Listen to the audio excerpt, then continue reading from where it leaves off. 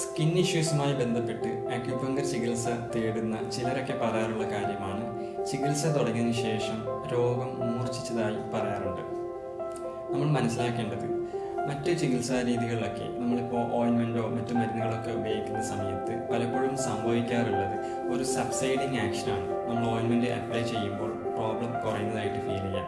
അതുപോലെ പല കാര്യങ്ങൾ ചെയ്യുമ്പോഴും കുറവ് ഫീൽ ചെയ്യാം ആദ്യം, പക്ഷെ പിന്നീട് വീണ്ടും ഇത് പുറത്തേക്ക് വരുന്നതായി കാണാം.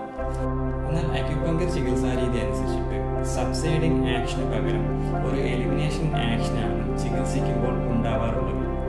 അതായത് രോഗം ഉള്ളിൽ നിന്നും പുറത്തേക്ക് വരാനുള്ള സാധ്യത കൂടുതലാണ്.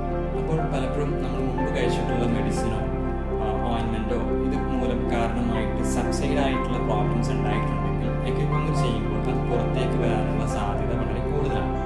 എന്നാൽ ഇതിനെ വളരെ പോസിറ്റീവായിട്ടുള്ള ഒരു റെസ്പോൺസ് ആയിട്ടാണ് അക്യുപങ്കർ ചികിത്സ